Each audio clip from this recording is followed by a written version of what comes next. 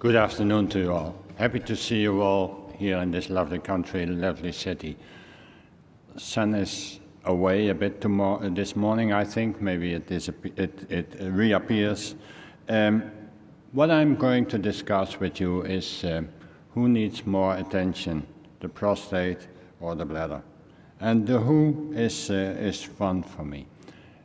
My disclosures, my department receives work for money for some scientific work that I do for them.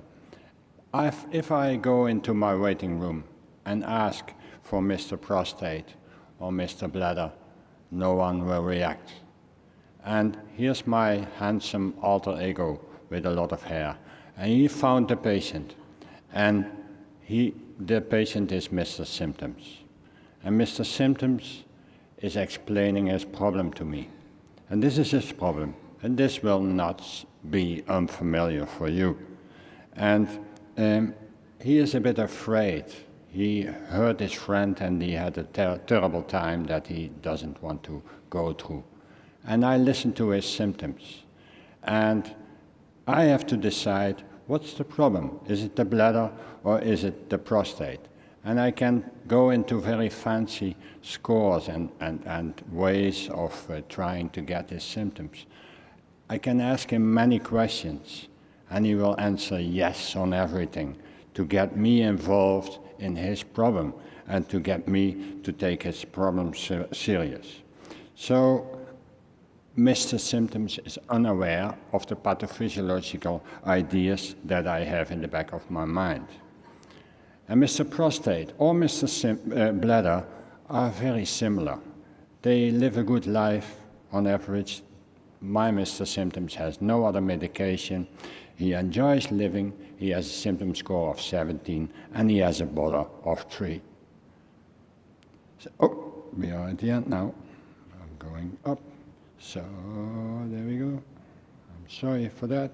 So, that's Mr. Symptoms and Mr. Prostate again.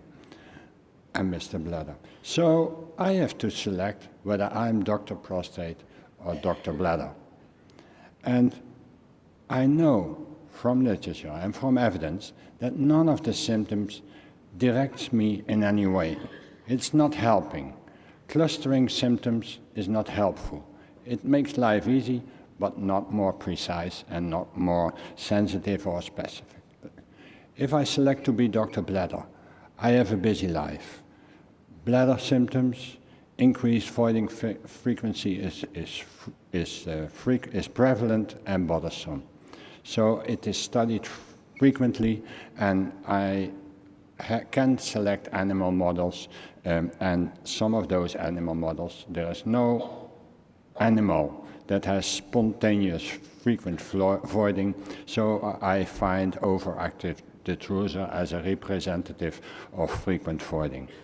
What do I do with those animals?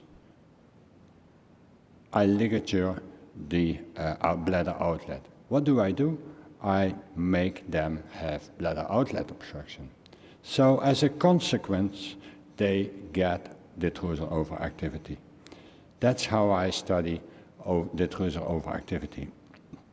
So if you think that the guys on the left side have the larger prostate, we will have a discussion after this session. I think there's a lot of evidence that the guys on the right side will have the largest prostates. So there's the evidence, there's the old evidence at the left top side, that's Harry Guess, and he showed very fast growing prostate at the time when there was a medication to reduce the prostate growth. On the lower left you see a slightly more honest report from my own professor in Utrecht, and what they showed is that many prostate grow a bit, but not very severe, but a selection of persons have, let's say, accelerated growth. And if you start off with 40, 10 years later you have a prostate that is around 50 almost. And if you wait 10 more years, the prostate will have a size of 60. And if you wait 10 more years, the size will be 75. If you start off with a relatively large prostate, if you are 50 years of age, it will continue growing if you allow that to do. And that's known already for many ages, and old papyrus documents show that the prostate can be enlarged and obstructing and causing problems, and you are well aware of that. Also, the old Peruvians, the Incas, have those kind of observations. I found 521 patients for you, all symptomatic, and did urodynamics. If I rank those patients, from 0 is no obstruction to 6 is severe obstruction, and 2 being the intermediate grade, which is equivocal in the ICS nomogram. I see that the age is slightly increasing. The no obstruction group is generally somewhat younger than the severe obstruction group. So the prostate has had the time to grow. If I look at symptoms, they are all similar. If I look at voiding percentage, I see that the ones with more obstruction have a lesser voiding percentage. They void lesser and more remains in the bladder. And if I look at the prostate size, I see that really the prostate has had the time to grow, but also that prostate size is nicely associated with the grade of obstruction. Not perfect. There is a chance that a small prostate is obstructing, and there is a chance that a large prostate is not obstruction. So it's imperfect, but the general picture is that increasing grades of outlet obstruction are, depending on age, and have an effect on voiding percentage and are a reflection of the prostate size. So I'm not alone in this. There are at least 20 articles showing that prostate size is related to bladder outlet obstruction.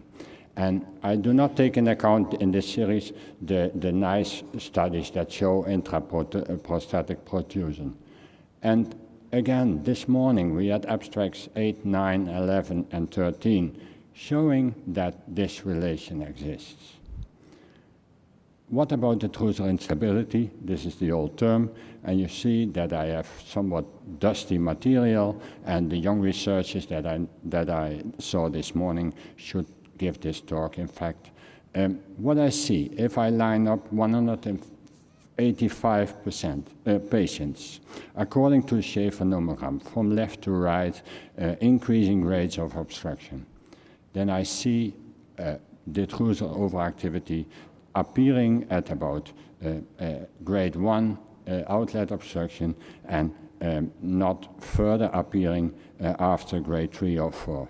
So it seems that the incidence, but this is a cross-sectional observation interpreted longitudinally, so that's of course not good, but it seems that the increase of detrusor overactivity is increasing with bladder outlet severity. And it starts at borderline or moderate with bladder outlet obstruction. And in this regard, we see that the human being, the man, is not a good animal model.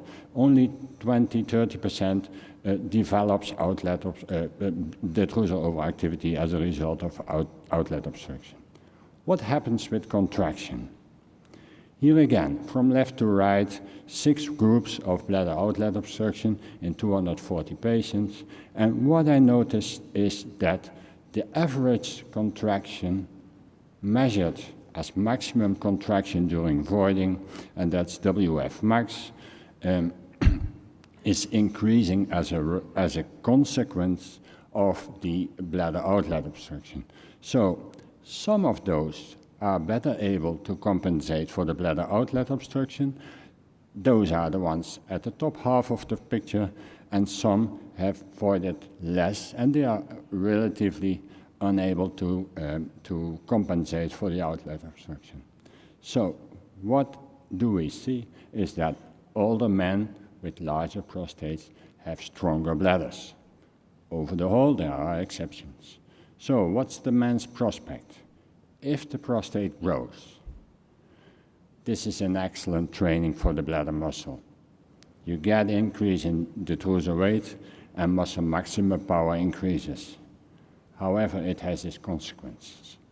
And the consequences that the bladder may be overtrained. Maybe in a percentage of 25, this causes overactive bladder. It's overtraining of the bladder. The bladder becomes stronger, but becomes also more excitable. And some of the men have a bladder that cannot compensate, and the bladder decompensate. And I estimate this to be about 5%. And you see those patients with large phosphate residual or in retention. So basically, for my alter ego, the man is as old as his prostate size. Mr. Symptoms is thinking about his good life, and my alter ego is thinking about the prostate size. What did I learn? I know that prostate grows with age. There's no spontaneous decline in prostate growth. The larger the prostate, the more likely it is obstructing. And the bladder very nicely compensates for the increasing demands that the prostate gives to the bladder.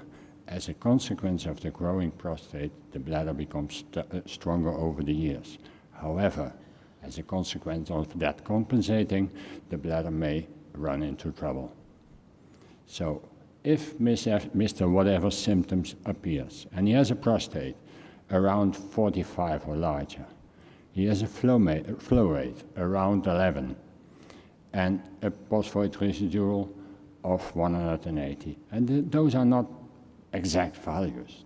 Those are spots. And I would say that his chance on the basis of good epidemiology and not on the basis of good statistics is about 80% that he has bladder outlet obstruction, no matter what symptoms. And of course, I would direct the treatment to bladder outlet obstruction, select the treatment depending on his bladder and on his willingness to be treated. And if Mr. Many Symptoms and Mr. Large Bladder has symptoms, and he has an unusual small prostate, or an unusual large flow rate, or an unusual low flow rate, I would offer him urodynamics and offer personalized treatment on the basis of that result. So here's Mr. Symptoms, and doctor, again, I'm just as curious as you to hear management of those patients. Thank you very much.